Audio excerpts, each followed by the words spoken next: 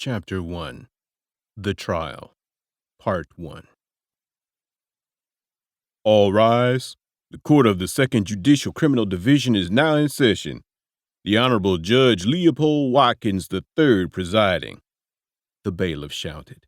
As the door opened, Judge Watkins walked in and took his seat. Acknowledging the courtroom, Judge Watkins bowed his head. Then the bailiff said, "Please be seated." After everyone in the courtroom had taken their seats, Judge Watkins greeted the jury, the court officials, both legal teams, and those in attendance. Then Judge Watkins said, "People versus Philip Kelly. Are both sides ready?"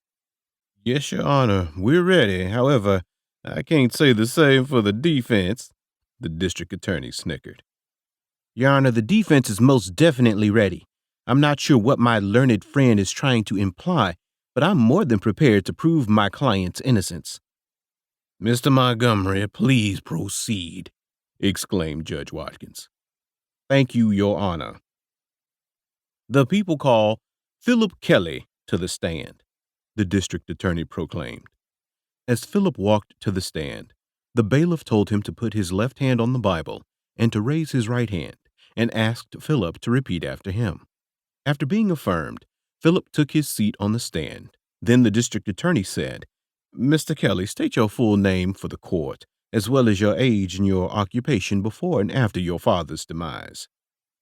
"My name is Philip Bartholomew Kelly, and I'm 29 years old. I am a former employee of the Global Media Advertising Agency, where I was employed as a social media marketing coordinator. After my father's death, I resigned from Global Media, took over his business, and rebranded our family name," Philip said confidently. "Tell me, Mr. Kelly, what exactly does a social media marketing coordinator do, and then tell the court what you are currently doing now and how you rebranded your family's name?" the district attorney asked.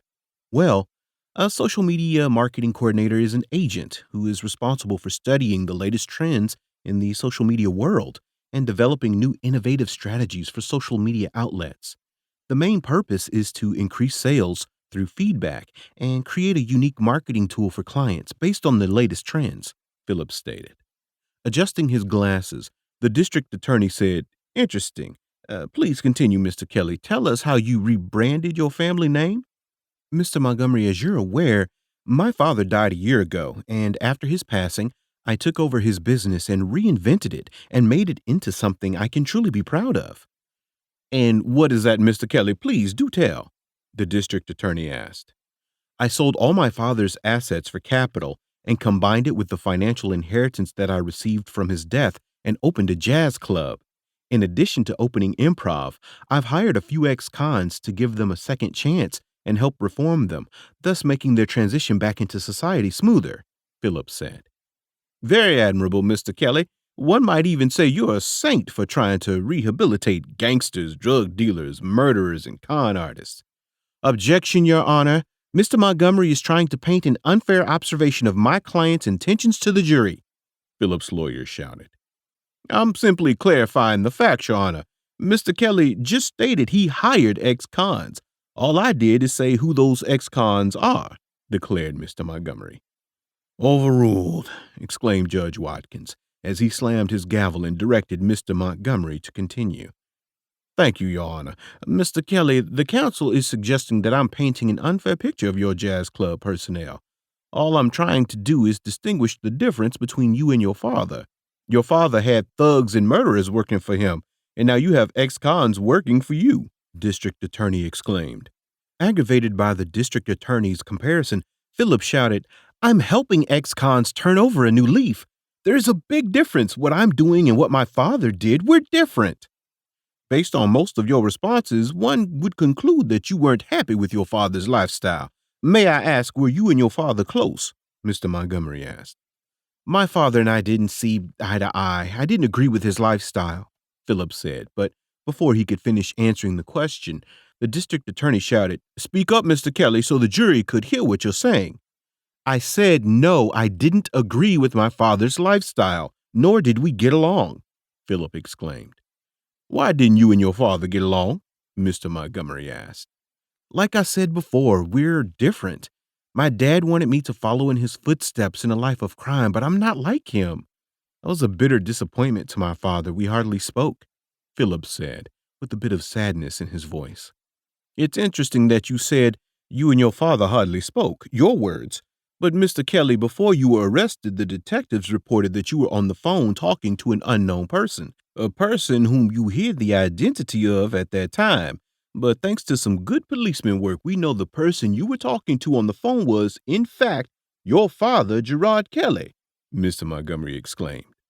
With subtle mixed reactions from the jury, Mr. Montgomery quickly went on the offense and said, Mr. Kelly, tell the court why, if you and your father didn't get along and hardly ever spoke, why did you hide the identity of your father on the phone that day, and what was the reason for that conversation? Objection, Your Honor. That's a private conversation between my client and his deceased father, Mr. Abbott exclaimed. Mr. Abbott, counsel asked what was the reason for their conversation on that day, not the contents of their conversation. Overruled. Continue, Mr. Montgomery, Judge Watkins declared. Thank you, Your Honor. Mr. Kelly, answer the question, because I'm sure everyone in this courtroom wants to know why, when you were implicated as a suspect in a murder investigation, that you and your father, whom you admittedly said hardly spoke, were having a secret conversation, Mr. Montgomery shouted. I thought he could help. I was afraid. I didn't have any experience being on the opposite side of the law like him. So I called my father, but he scolded me rather than help. Then the next thing I knew, the detectives came in and my father told me not to mention his name, so I didn't.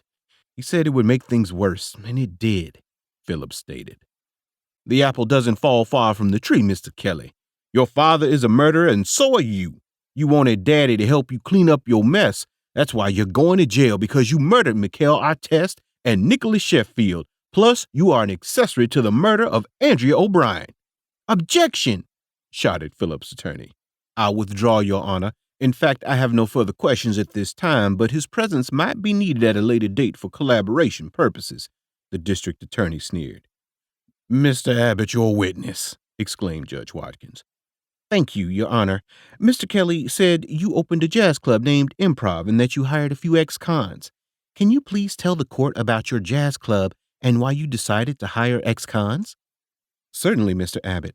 As I made reference earlier to rebranding my family's name and reinventing what my father started, I just wanted a fresh start.